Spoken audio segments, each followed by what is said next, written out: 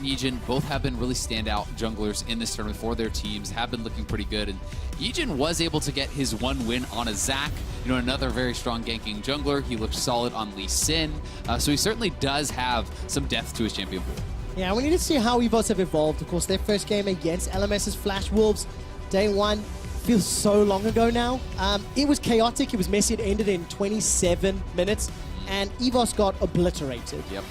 Since then, however, they've slowed down the pace of the game a lot. They've, as you said, Azael, given a few more punches and blows and really made their opponents fight for their wins. And as we jump into their first phase, it's Trundle locked in for the Flash Wolves, and the Skarner being a likely pickup here for EVOS. And coming into this game, we have to recall the game that EVOS played earlier in the day. Up against Fnatic, Stark in the top lane. This guy was terrifying on the Camille. The fact that he was able to split push so much, put so much pressure down onto the opposition, I feel like going towards that side, putting him on a side lane threat that can draw attention and create that kind of pressure is the way in which EVOS could perhaps find the upset against Flash Wolves. I mean, the fact that red side gives them the option to counter pick. They could just do all. And EVOS pretty much say, Vedius, we care not about your diatribe and monologue. Yeah. We'll just lock in a good, reliable tank. I mean, going away from a lot of what Vedius has talked about, them having success with, right? Starter, not really that ganking jungler. Ornn, certainly not the carry chop that can create that pressure for Stark, where he has found a lot of success. It could just simply be another Xayah Rakan is becoming a very, very popular duo throughout this tournament. Rakan banned 100% of the time on day one, starts to sneak through day two. Day three, we're now seeing the Xayah Rakan combo, it feels like every game. This will be Betty's 4th ADC that he's played on the MSI stage. Swordart has got his hands on that Rakan for the first time as well. And EVOS have yet to lock in their bottom lane. So let's see what option they go with. It will be the Morgana. We've seen that into the Rakan several times. We certainly have, and Caitlyn Morgana is such a strong combo into the Rakan because you can black shield the great entrance, hit them with the binding, the trap to follow that up is an incredibly powerful way to play against. The question becomes, will Flash Wolves leave something like that Caitlyn up to even be paired with the Morgana or to Slay, have ideas of his own? And for EVOS, it's interesting that they're now choosing to ban away mid lane, as this to me suggests that they are looking for something in terms of the first pick. Talia could be something that they look to prioritize. We did see it from Warzone, I believe, yesterday. And by getting him on something that can have wave clear and then roam towards the bottom side of the map, maybe shut down Betty and Sword Art, it's one of the ways in which you can mitigate Sword Art's playmaking potential, but also perhaps hit one of the big carries of Flash Wolves, which is Betty. The risk you then run is, do you then give Maple a free mid lane to farm up and then become the next carry that Flash Wolves have often relied on should they need someone to step up to the plate? That does not sound like a great idea if I were EVOS. Give Maple some wiggle room. Maple definitely in the discussion for best performing mid laner, one of the best performing mid laners here at MSI. Vladimir is taken away as well, so removing that option. And EVOS and Flash Wolves, they're coming into this phase 2 now. The bottom lane AD carry needs to be locked in. Caitlyn's removed there, Azael. So you look at Slay's other picks. I mean, Cogmore still up. What else would you consider? I've not been a huge fan of the Jhin so far. Yeah, I mean, Jhin can also be pretty scary against this Xayah Rakan, who can play pretty aggressively into you. But that being said, you do have the follow-up. You can actually hit that route out of a binding or vice versa. And it is going to be the option, so they're going to be very, very dependent both on the front line, but that Black Shield as well. If you are ever off with your Black Shield, you can see this Jhin going down almost instantly. So a lot of pressure now on Ron OP. I like Jhin when you're ahead. I'm not a huge fan of Jhin when you start to fall behind, and the Xayah Rakan. Let's see what they can do. Obviously leaving the mid lane now pick for Warzone to counter. Ornn will be going up in the top lane. What do we expect Maple to go? What's a comfortable blind pick option here? Well, I would go for a Xayah. Not only has Maple played a lot of it during the regular season, but both Zoe and Vlad, one of the two big champions that are often considered an answer to it. And I feel like that while it is a little bit more on the scaling edge, it wouldn't necessarily be the best pick. Ryze is then the next best pick that will kind of fit nicely into this composition for Flash Wolves. I think Galio can also work here with Rakan. The Galio plus Rakan combo can be pretty powerful. But Karma, another pushing mid laner there, more protection, for Betty, who has been a standout AD carry throughout this tournament. And is going to be pretty safe as well. It absolutely will be. So Karma locked in that gangplank. By the way, this will be Hanabi's 3rd performance on the champion. We just saw the stats flash up on screen a moment or two ago. The champion itself has an 81% win ratio with 11 picks. It's done very well in the hands of MSI. performers. And now Hanabi will get a chance to go 3-0. We saw the Yasuo, it was flirted with, the Yasuo meta as MSI is evolving. It will get swapped away from it. Warzone will go a slightly more traditional mid lane in that rise. Isaiah, what are you seeing from these two team compositions now? I mean, I'm seeing a lot of kind of dominant lanes, honestly, from the side of Flash Wolves. I think while, an Orin can bully a GP a little bit, that's pretty preferential lane there. I think Karma can, get the push, and when you're going into these tier banner builds, sometimes take over that lane as far as lane pressure there. On the bottom side as well, a lot of it's going to come down to execution, but there's so much, I think, early power on the side of Flash Wolves that EVS is going to have to be very, very careful to not fall behind. Yeah, and for EVOS, I'm looking at this as kind of like a pick composition. You have multiple engaged tools. You have a couple flanking options as well with the Rise. And I think that Siege is decent because of how easy it is to force your opposition away from the tower. You have the Ornn ultimate that can be thrown down. You also have the Jhin ulti, and the threat of all these single target CC abilities can really catch targets out if they overextend. But if they want to get there, they have to find these early leads. And as you were saying, Azael, I don't know where they're really going to find them, because for Flash Wolves, they're all about playing through this bottom lane. You have the Gangplank Global, you have the all-in engage, you have a Trundle that can make, or facilitated with a Karma, making tower dives that much easier. Like, Flash Wolves are coming in saying, we're going to enable Betty, and you guys won't be able to deal with it. Yeah, whenever you see that Karma mid lane, it sends a pretty big signal that we want to enable somebody else on the team. Definitely the case. There is a lot of CC, though, coming out from EVS. So, if they are able to find that crowd control, certainly a lot of gank assistance there for the Skarner. When you look at things like the Binding, the Fracture stun coming out of Skarner, the Root from Jhin, there's definitely the potential to lock someone down and take them out. Well, let's see whether or not the Vietnamese representatives can take down the LMS. Both of these teams and leagues and regions once were in the GPL and since are now separate and independent. So let's see what they can do. I want to just put some numbers as quickly as I can to some of the early game stats that Azael and Vedius have been talking about.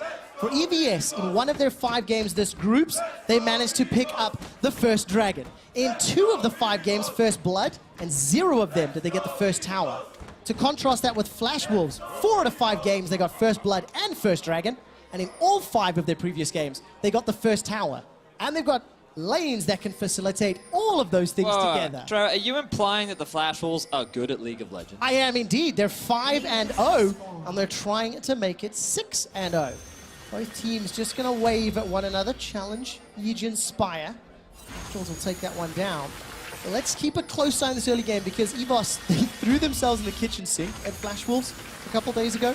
It didn't work out very well. But I actually want to take this opportunity to talk a little bit more about like Flash Wolves as a team, because coming in, the expectations were low, and going 5-0 in the first half of the groups just kind of defies all expectations, especially after that game versus Kingzone earlier. The fact that they're finding such a successful early game once again speaks to how consistent this team has been. Look at this. First blue buff, steal brute forced by Flash Wolves. Yeah, and it just felt like EVOS was completely unprepared for that. I'm surprised that Yijin even kind of bothered coming over when he was that late. The blast cone had already been killed off, so no real way in, and we'll be just giving up that blue buff. And Azael, the first 2 bans from Flash Wolves, the Graves, the Kha'Zix. The first move from Flash Wolves straight into Yijin's face, straight into his jungle.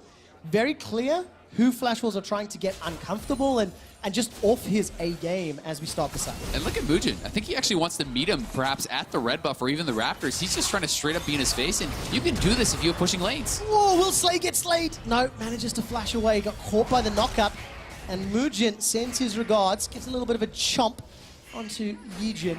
Counter jungling Trundle, Mujin. Another one of the young rookies on the squad, just pushing Yijin around, and here comes an engage. Oh, look at this! Swordart manages to find the knockup. Summoner heal traded in exchange for the flash and the ignite. Not done yet. A little bit of a stun from Yijin. Managing to get some damage down, continues to trade back and forth, down to 100 HP. Defensive flash, first blood, picked up by EVOS. Yeah, Mujin eventually just seems like he bit off more than he could chew. Maple's getting pushed out by Warzone, and the plan was for Maple to be able to be the faster to roam, but Warzone blocks him out, and they get first blood. Rule number 1 of finding Skarner, do not fight him in his own territory. He was stood on top of a spire. The bonus stats that he was able to gain off the back of it enabled him to outtrade the Trundle, who was only level 2. And Yijin is able to find the counterplay. You can see here, he secures it first, and then Mujin just stands inside. Yeah, Mujin just too late to actually get back on the spire. He had claimed it previously, But as soon as you give it up, as you said, he actually pillared him into himself, and that's not a fight he could win. Just a quick update, gentlemen. After that little boop from Yijin, 2 out of their 6 games have secured first blood. And on the other side, Flash Wolves, it's 4 out of 6. But that's exactly what EVOS needed. Also on the member that was targeted, he was pushed out of his jungle, so it's a good start for EVOS. And it's the polar opposite to the last game. I mean, if you look back, it was actually Yijin on the Kazakhs giving up a very silly first blood to the Skarner, and now he's going to be off to a much better start. Experience is what Yijin has gained. Evolving. I remember the last time this happened, not today. Let's see what happens as Yijin will once again find Mujin inside Flash Wolves' jungle. The blue buff was stolen away, so it ends up being a trade, I suppose, to balance it out. And we settle into the slightly more normalized laning phase, but with Ron OP and Slay already down some summoner spells on Slay's ADC, he's being pushed backwards, and it's a difficult start. They're already feeling a little in the CS. Yeah, certainly the case. And he did start boots plus that 4-pot, so going very heavily in the potions, but already having to use 3 of his potions in lane and down both summoners. So if he does get caught by one more engage, certainly could be going down, and he's going to have to be playing very carefully, which can result in falling behind in the farm. It's so good to see Sword Art using that Battle Dance to dodge away the Dark Binding. Something that we didn't see a whole lot of earlier today. And of course, this sets up Flash Wolves' bottom lane very well. The team composition will be playing around them. We've not looked at Hanabi versus Stark. Stark, by the way, 5 of the 6 games he's played this Ornn, so definitely his pick of the tournament. And he's already been shoved in, sort of as you'd expect. To break it down for you, the Gangplank pressed Q on him, and then it waited till it came up, and then he pressed Q on him. Okay. And okay. he hoped for some gold. Oh, there we go. As I said, press there Q you on go. him. I'm waiting for the cooldown again. It's going to be Come on, back Hanabi. up. He can now play top lane. Yeah, I know. Wow, thank Yeah. you. I have now been educated in slot Gangplank in my future games. But the thing is, Stark's still winning on farm. Because one of the big obnoxious things about Ornn that I love is that his W is not only his wave clear tool, but also his trading tool. It gives him a big shield. Every time the Hanabi wants to come up and farm, he's going to get hit by the Bellow's Breath. And it just means that not only are you constantly trading into that many minions, but you're also taking all this damage from the Ornn as well. And that's why often you'll see the Gangplank struggle in the early game, but as things progress, it'll get a little bit easier. EVOS is looking to try to set up a dive here. 4-man bot already, but GP ult does. Oh, GP ult's available. Where is it? No ways! That's a double root! Managing to turn this around. Betty turns the 4v2 dive with the help of the cannon barrage. Warzone stuck behind enemy territory and will go down.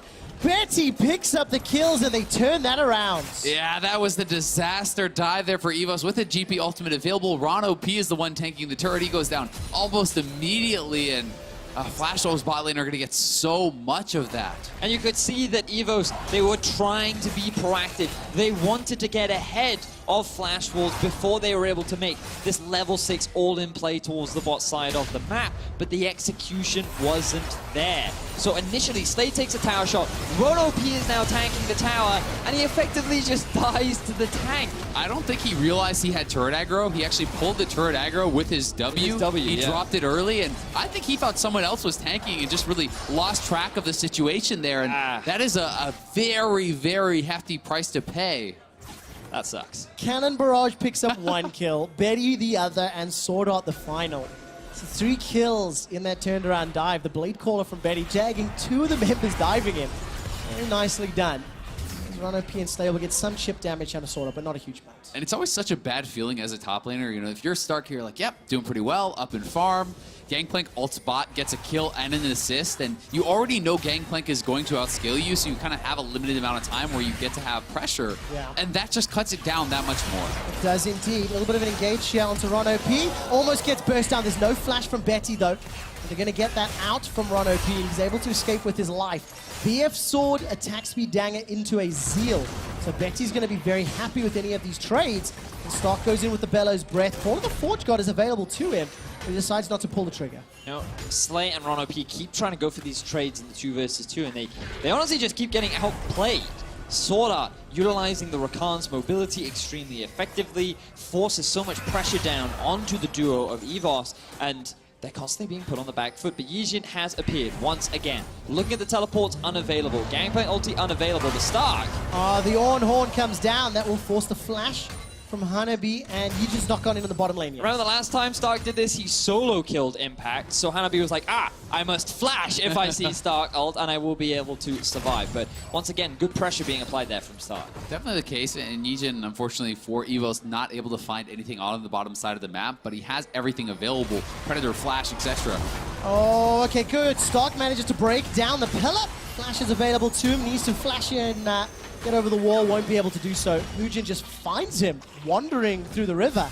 An easy pickup and an easy kill for Flash Wolves to maintain the gold lead. I think he was actually just looking for the honey fruit and trying not to go back to base just yet, but sometimes that's the risk you run. If you wander out into the river, you're that low on HP, someone finds you, you just go down. It's not safe to go alone. Just take a jungler with you. If you do that, you got punished for it. So 10 minutes coming up, and Flash Wolves, they're up in kills, they're up in gold. They've got some early pressure despite some of the shenanigans. And Yijin's definitely showed with the rest of the team on the EVOS side, their focus was trying to help Slay and Ron OP. They've multiple attempts, multiple visits.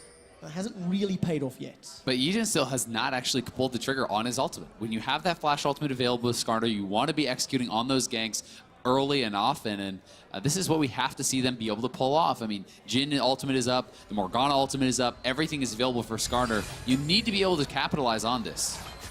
All right, Betty has no flash available, but Sword Art will be found. Instant impale, should get rooted when he comes out of it into a dark binding as well. Slay gets a kill onto Sword Art. Now Betty is the target, or in fact, is it Slay? Featherstorm flashed away from. Now Yijin gets turned on. Maple's not going to find the root just yet as Yijin's able to waddle himself to safety. That's a kill for EVOS. And Flash Wolves, they always respond so quickly to any play that EVOS is trying to make. Yes, EVOS find themselves a good kill onto Sword Art as he's trying to get vision in the river. But the fact that they then burn 2 flashes off the back of that and may even put pressure down onto Warzone. Yeah, they can. The Pillar of Ice comes out, slowing Warzone. Teleport will actually complete from Sword Art. He's got that unsealed spellbook. 45 gold, worth. There we go. Clears out the wave, says thank you very much, Maple. And he starts to make his way down to the bottom lane. It's going to get scary here for Flash Wolves. They are in the river again. We'll go back to the replay, but Yijin getting pulled in. This is just a pretty nice combo. No real chance for him to get out, but watch Betty and his patience on the ultimate. Waits for the force shot to be in the air, and then immunes that force shot with the ultimate, avoiding it completely, and that means EVOS have to fully retreat. Things are not looking good for EVOS in this early game so far. It was, as we said, a good gank. This is more of what we wanted to see, but the AD carry is 30 CS down. He's in a matchup that is already difficult to play, and more levels and more items are already coming in for the Flash Wars. In this 2v2 in the bot lane, they're going to be looking to continue their proactivity. Now, Warzone roaming up to the top side, this is a nice change that we could see, because shutting down the gangplank and enabling Stark to get out of this lane and start using his ulti to maybe force fights could be one avenue that EVOS use to get back into the game. Definitely would, but with Maple now having completed the banner, that's going to be very difficult for Warzone anytime you try to actually leave your lane. He only has 1 dematerializer charge left before the banner was completed. So, not a lot left in the tank to deal with that. And, anytime you leave your wave and there's a banner minion pushing in, a lot of turret damage can come down. It's going to be really tough for EVOS because, even looking at Slay on this Jhin, there's so much to deal with as a low mobility AD carry. The Trundle Pillar comes in behind you, Gangplank ultimate gets dropped on your face, and then you have a Rakan diving in on you, and that is so tough to avoid. It is difficult, and of course we are very much sort of Flash Wolf favored for the time being. It's a small gold lead, but it's the team composition and the way that it all adds up that makes you feel like they're going to pull ahead. For anybody that watched the first game that these two teams played, there was a narrative that I introduced talking about the gold leads. And that was because Flash Wolves were chasing on the largest gold lead at 15 minutes of the entire MSI tournament for 2018. The record is a little over 8,000. They fell short. They only got it 6,200. Only a little. Only a Slacking. little, right? But you compare it to this game, where as we get closer to 15 minutes, it's only 900 gold. EVOS still have very good pick, team fight opportunities and possibilities, but they can't afford to fall behind now. You see Trinity Force has picked up. The banner that you've just talked about, getting closer to Essence Reaver for Betty. So these next 8 to 10 minutes, I need to see a controlled EVOS that don't fall behind. And the fact that the bot tower hasn't gone down yet in favor of Flash Wolves is definitely a positive, because Slay and Ron still have a lane in which they can get themselves some farm. We haven't seen the Gangplank ulti really used proactively yet towards the bot side, but now that we see both Mujin and Maple roaming around throughout the river, this will give them an early Drake that will just enable Hanabi and Betty even more to keep looking for these laning trades. And it sounds a little bit funny to say, but there's going to be a roam up to the top side, so we'll see if Hanabi can get out of this. There's a flash for Hanabi, but I don't know if he's going to use it. Cannon Barrage comes down.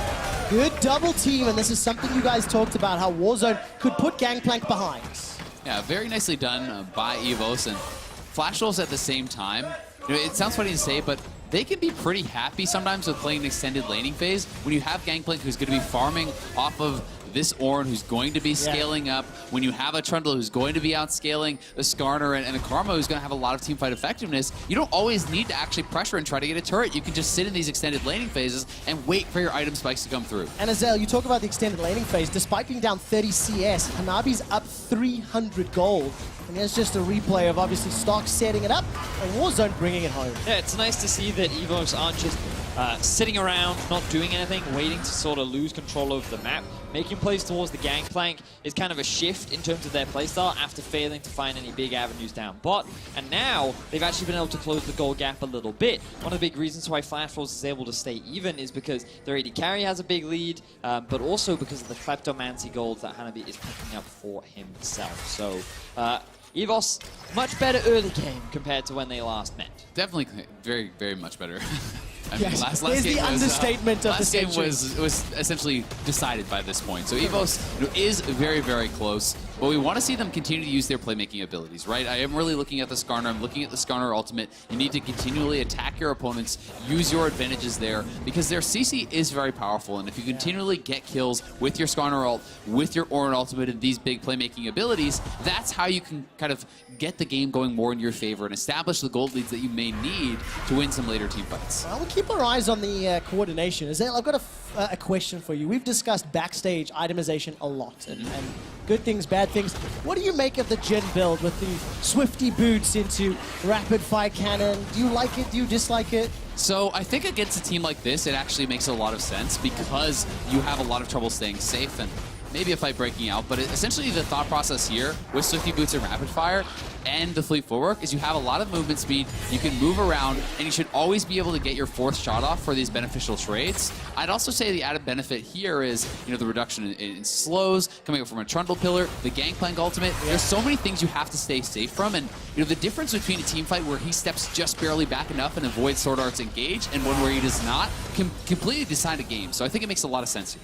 I also think the added range makes it easy to farm during the laning phase and just have that extra bit of trade, you know, because if you are able to land the long-range picks, which you do have with a Morgana and a Jhin follow-up, it means that you're guaranteed to at least try and get one auto off with a bit of extra damage and just add a bit more value to the poke. So I think that there are multiple different options that you have there with going for the early rapid fire. Plus, it's always fun to make race car noises. And Also true. Race car noises. Please add them for me when you feel it's appropriate, Azael.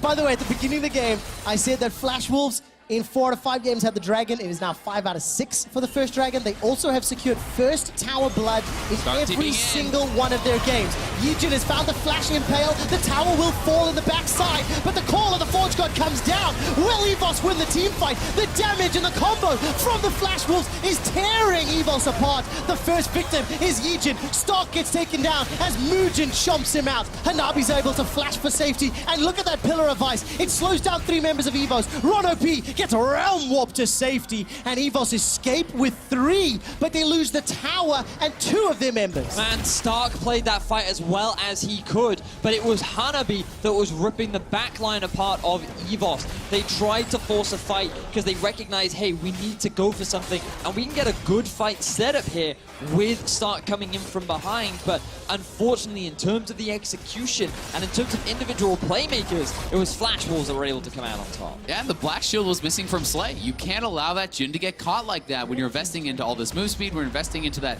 Morgana Black Shield for that pick. You need to keep him safe. He got comboed by Sword Art. You lost 89% of his HP, both defensive summoners. Your AD carry is out of the fight. You now cannot win, and he cannot re-enter because of the threat of someone like Betty or Maple just killing him in one hit. In the blink of an eye, it feels like a 4,000 gold lead And this is exactly the composition of the strengths you're talking about. And just watch the combo here onto Slay and Ron OP. The Black Shield is used on Skarner. They both get caught. Look at Slay's health. He already has to heal. He has to get out of there, for committing those summoners. And when you're this low, you just can't re-enter the fight. How is Stark supposed to have that assistance, when he is pushed that far back? And you can see Hanabi, after all of the initial work was done, he's able to just clean up a lot of the backline fight.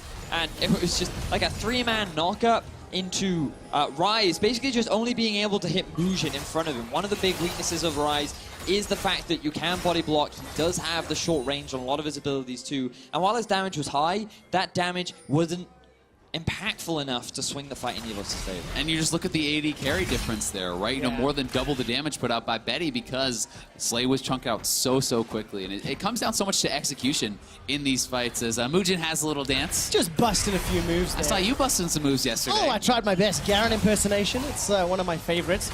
And as it stands, Stark was looking for Sword Art, but he's just going to use all the mobility to escape. And, you were talking about the difference in CS. You can see how Maple, while he's behind Warzone, got some damage to back up. Now, Shirelia's Reverie on Ryze. Not used to seeing that one. QSS on Betty. He's one of the AD carries that picks up some of the utility earlier on in the game. And Flash Wolves at 20 minutes, sitting comfortable, looking like they're going to completely take over the map. Yeah, the Shirelia's on Warzone is definitely unique to me. We talked a lot about how mid laners value the... sorry? Race car noises. Race car noises, that's the main reason. Now, Hanabi in some danger. It is indeed Yijin, and they're going to be able to combo with Warzone, take down Hanabi. The long-awaited question has finally been answered. Who would win in a fight, a pirate or a scorpion? Turns out that if a magical wizard gets involved, very easy win in favor of EVOS. Get some an extra kill on the board and start to close the gap a little bit. I don't think we're reading the same books, my friend. As it stands, EVOS get themselves a pick. Compliments of that Realm Warp and the Impale, but they're still very far behind. They can't afford any more big mistakes. I mean, look at Hanabi. He's got the Ghost Blade already to complement the Triforce, and Flash Wolf is starting a very bold barrel. There's no vision from EVOS here. I don't know if they have any idea. No, I think they have no idea. They're actually just doing Dragon, but great, we're sneaking a Dragon. Well, unfortunately for them, on the other side of the map, yeah, this is just probably going to be Flash Wolves. Oh, now they're a question mark. They're like, wait a minute. Kudos to Flash Wolves. Slay is nearby, but Baron is already going to get secured here. Smite comes down. I held my breath for a moment. But 20 minutes and 47 seconds in, Flash Wolves read the map flawlessly. The grand entrance into the quickness. Warzone's in trouble. Pillar of Ice slows down the escape as the Subjugate is removing the resistances. Ron is not so OP when 4 members drop on his head. And Flash Wolves are sending themselves up to go 6-0 in the group stage. Yeah, and I mean, the minion wave is already prepped on the top side. They already have this huge lead. The Baron buff minions is going to mean they're going to get the outer tier 1. They're very likely going to go straight into the tier 2. Mid lane is being pushed. The banner is available for Maple, so this Baron power play has the potential to just explode this gold lead. EVOS have not come in with the highest expectations surrounding them, but you cannot take away anything from how well the Flash Wolves are playing right now. Well, take a look at that. Yijin's going to bring the Impale back. Sora takes a lot of damage. Enough for Yijin to close out. The Realm Warp will send Warzone into the middle of the fray, and the target's Hanabi. He gets taken out. Ball of the Forge God from behind. EVOS will not go quietly into the night as they shut down Maple. That's the 4th of the fight.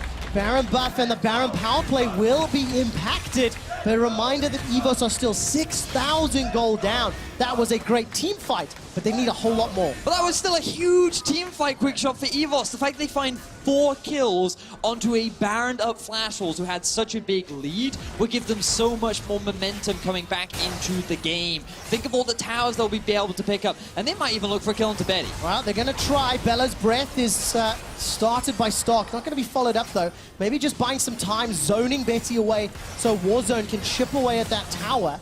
While that happened, though, the mid-outer falls. That's only the 2nd of the game for EVOS, and that's, again, it's more control, it's more gold for the EVOS squad. But really careless, honestly, from Flash Wolves. They're trying to dive an inhibitor turret with the tier 2 still available. Your AD carry, who is super strong, up in the top lane.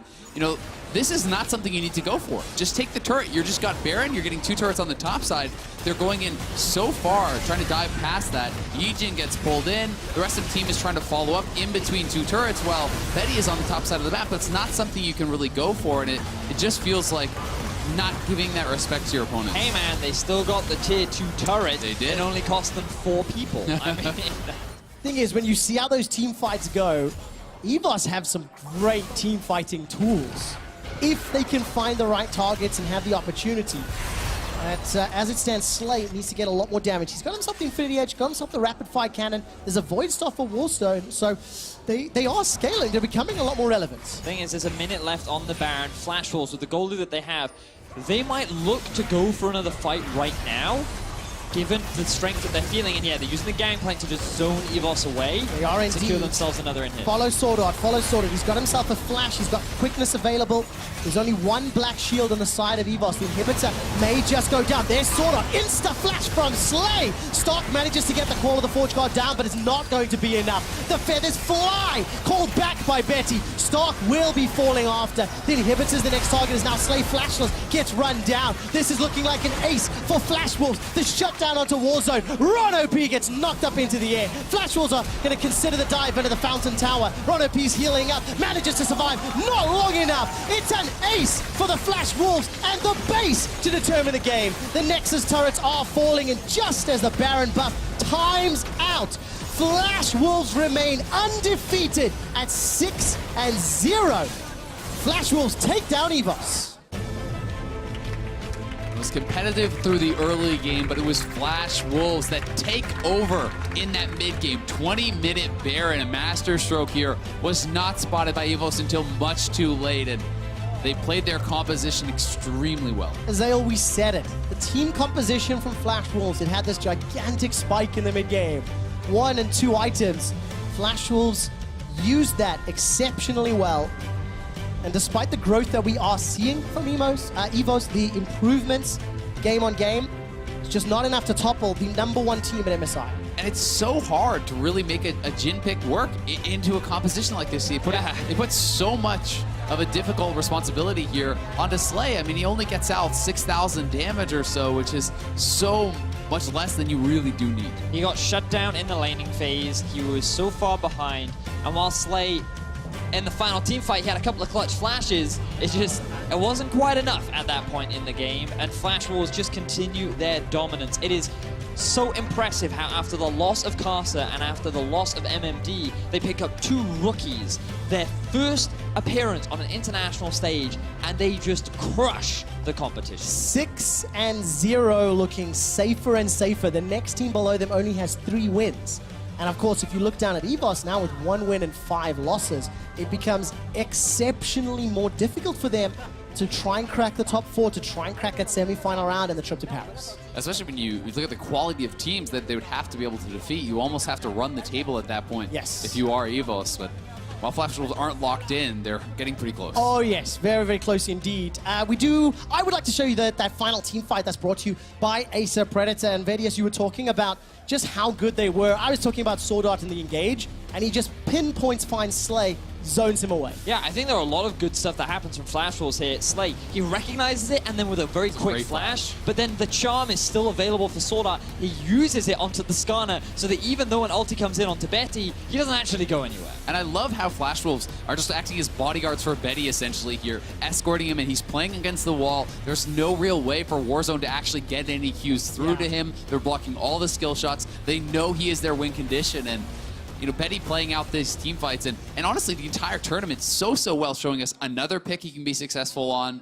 Doesn't seem like he can be targeted, picks and bans, and he's really just proving he's world class. And maybe don't give Karma away when the shields are as big as half your health bar. It does make team fighting rather difficult. Oh, it's so difficult. I look at picks and bans. I mean, what would they not let through? The Zoe, the Vladimir, that's the thing, right? There's so many threats when you think of Flash Wolves. Very true. And when you see more and more the flexibility they have, right? It's the same problem that people talk about with Kingzone. How do you ban them out? Yes, I don't know if you can. We'll find out, of course, because Kingzone will be coming up next, taking on Team Liquid. Let's see whether or not TL can go 2-0 on the day. Don't go anywhere. Managing to get some damage down, continues to trade back and forth, down to 100 HP, defensive flash, first blood, picked up by EVOS. Oh, GP ult's available, where is it? No ways, that's a double root, managing to turn this around, but the call of the Forge God shot comes down. Will EVOS win the team fight? The damage and the combo from the Flash Wolves is tearing EVOS apart. The first victim is Yijin. Stock gets taken down. Enough for Yijin to close out. The Realm will send Warzone into the middle of the fray, and the target's Hanabi. He gets taken out. Ball of the Forge God from behind. EVOS will not go quietly into the night as they shut down Maple. Flash Wolves remain undefeated at 6-0. Flash Wolves take down EVOS.